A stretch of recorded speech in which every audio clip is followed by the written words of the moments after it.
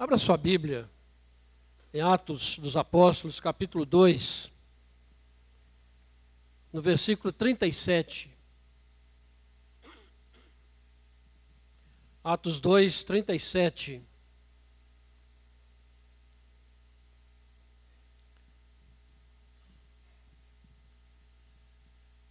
Diz assim a palavra de Deus: ouvindo eles estas coisas, compungiu-se-lhes o coração e perguntaram a Pedro e aos demais apóstolos: que faremos, irmãos?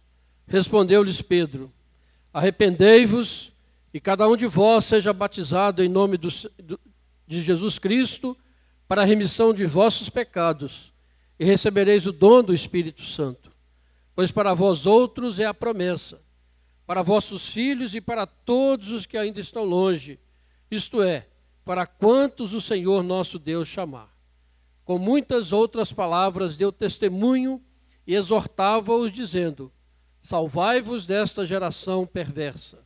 Então, os que lhe aceitaram a palavra foram batizados, havendo um acréscimo naquele dia de quase 3.000 pessoas. Amém. Nós estamos tendo hoje um culto diferente da nossa costumeiro, da nossa liturgia, mas graças a Deus por isso. E eu quero aproveitar esses momentos aqui para lembrar que agora na terça-feira, a nossa Igreja Presbiteriana do Brasil comemora 155 anos da chegada do missionário Simonton, missionário norte-americano, foi enviado ao Brasil, com 26 anos de idade, chegou aqui, e aqui iniciou o trabalho de pregação do Evangelho, segundo uma doutrina reformada. Nosso país era o império ainda, a religião oficial era o catolicismo, era proibido abrir templos, poderia ter reuniões, mas não poderia ter aspectos de templos. E por isso as nossas igrejas do Brasil, elas só mais recentemente começaram a ter mais aspecto de templo, Mas Simon chegou aqui, e aqui no Brasil já estava um missionário congregacional que havia fugido da Ilha da Madeira, Dr. Calley, e ele também estava trabalhando ali na região de Petrópolis e do Rio de Janeiro. E os dois, então, um pouco tempo de diferença, começaram esse trabalho aqui no Brasil. E Simonton, 26 anos, começou o trabalho e morreu em 1864, com 34 anos, tendo nesse meio tempo também perdido a sua esposa. A sua esposa, ele casou-se nos Estados Unidos, trouxe a esposa para cá, e logo depois que ela deu à luz a uma criancinha, ela faleceu. E ele ficou sozinho com a criança, mas estava morando também no Brasil, veio para ajudá-lo um casal, que era a sua irmã e o seu cunhado, Blackford. E eles então adotaram a pequena filhinha dele, chamada Ellen, e a criaram, porque não tinha condições sozinho no Brasil, e logo depois também ele foi levado pelo Senhor. Isso, nós queremos lembrar disso porque fazemos parte dessa igreja, dessa denominação, que está há tanto tempo no Brasil, pregando o Evangelho. E uma igreja, nós sabemos, ela tem os seus problemas, tem as suas lutas, tem as suas dificuldades. A igreja é formada por gente como eu e você, e nós somos muito complicados, Mas graças a Deus, Deus tem dado vitória à Igreja Presbiteriana do Brasil. Falamos semana passada, no final do mês de julho, estivemos no Supremo Concílio da igreja ali em Natal, uma reunião muito grande, onde pudemos ver a grandeza da nossa igreja, espalhada em todos os municípios, em todos os estados brasileiros. E graças a Deus por isso, né, por esse trabalho que tem sido desenvolvido.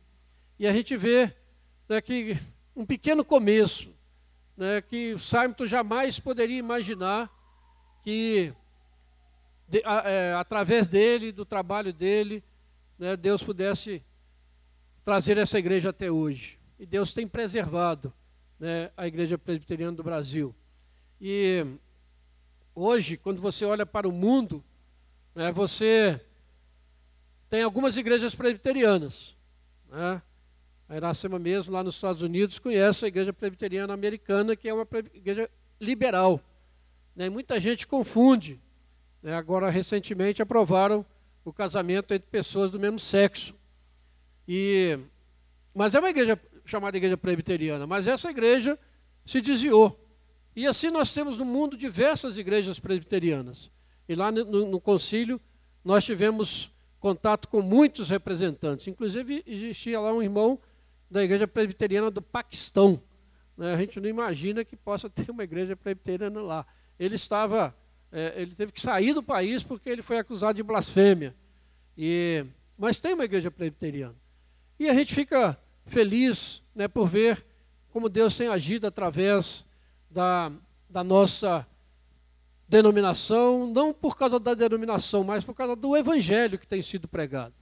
E a Igreja Presbiteriana do Brasil hoje, ela deve ser talvez a segunda igreja presbiteriana em tamanho, igreja presbiteriana conservadora no mundo. E muitas igrejas têm vindo buscar aqui muito apoio. Porque possivelmente a primeira igreja maior no mundo presbiteriana é na Coreia do Sul, né? A maioria das igrejas ali são igrejas presbiterianas. Mas no Brasil nós temos essa igreja grande, que tem sido exemplo para o mundo, de uma igreja conservadora, de uma igreja que tem caminhado nos caminhos do Senhor, tem mantido a fidelidade bíblica, a fidelidade que a Bíblia é realmente a palavra de Deus, única regra de fé e prática, e assim nós temos caminhado. E precisamos continuar orando pela nossa igreja, amando a igreja onde Deus tem nos colocado para servir a Ele, né? Não somos melhores do que ninguém e nem piores do que ninguém, né? Nós temos igrejas irmãs, companheiras que caminham juntas, e assim nós vamos espalhando o reino de Deus. Mas nesses dias que nós vivemos, né, de tanta confusão doutrinária, né, graças a Deus, porque Deus tem preservado a igreja presbiteriana nesse caminho, apesar dessa história longa e do seu tamanho, né? Isso é uma dificuldade para se manter a unidade. Mas que Deus possa continuar nos abençoando e nos sustentando nesta caminhada. Você se lembre disso com gratidão, daqueles que nos precederam na fé, daqueles que sofreram também perseguições, daqueles que deram a sua contribuição para que nós estivéssemos aqui hoje louvando e agradecendo o nome do Senhor. Que Deus realmente nos abençoe e continue abençoando a sua igreja, e vamos continuar caminhando nessa caminhada para a glória do Senhor Jesus. Que acima de tudo o Senhor Jesus seja exaltado e glorificado. Amém. Nós queremos agradecer a presença dos